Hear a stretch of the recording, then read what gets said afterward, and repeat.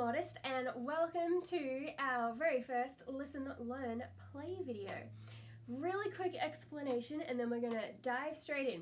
The idea of these videos is you will listen to something. In this case you are listening to a G major scale, but we're playing it so that it sounds like a piece of music. Then after you've listened to it, we will learn it. So I'll talk about how you can approach playing it and practicing it. And then you will have the choice of either continuing on with the video, where I will have the backing track playing for you so you can play along, or you can jump back to the start of this video and re-listen to it, but this time you can play along. So you've got lots of options. So without further ado, this is our G major scale song.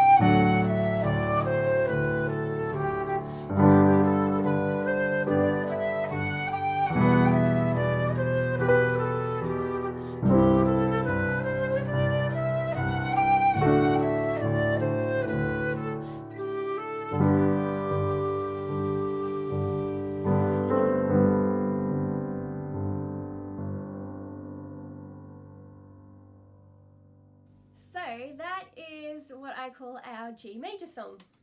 Now, all my students will know that I love breaking up scales into 5-note patterns, which is pretty much like a mini scale. So this song that you just heard is based off 2 major patterns. Obviously G major, which is G, A, B, C and D, and the second pattern is D major, which is D, E, F sharp, G, A. So the piece starts off with the first pattern, G major, and you'll play it just like this.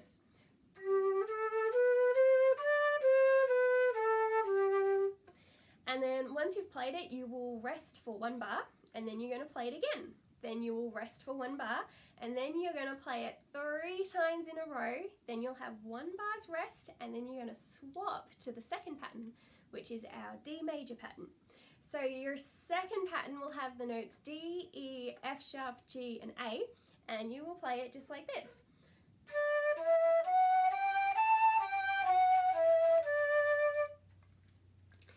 And you will play exactly the same way you played your G major pattern. So you'll play through it once, then you'll have a bar's rest, then you'll play through it again, have another bar's rest, and then you'll play it 3 times in a row.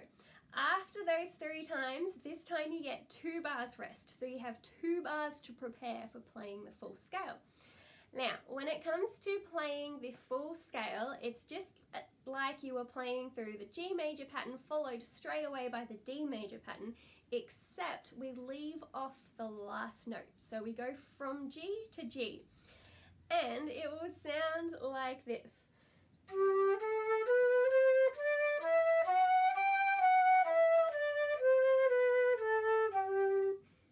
So the notes were G, A, B, C, D, E, F sharp, G. And then you just play that in reverse. So F sharp, E, D, C, B, A, G. Now, when you're playing the full scale, you're not going to have a bar's rest in between each repetition.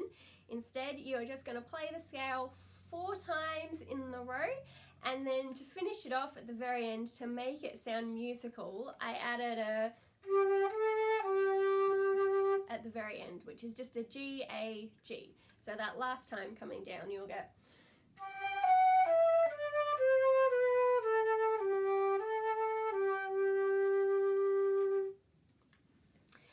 Now, I would highly recommend you memorize this. It's really easy. All you have to do is think about your F sharp and then just start on a G, walk up to D, start on a D, walk up to A.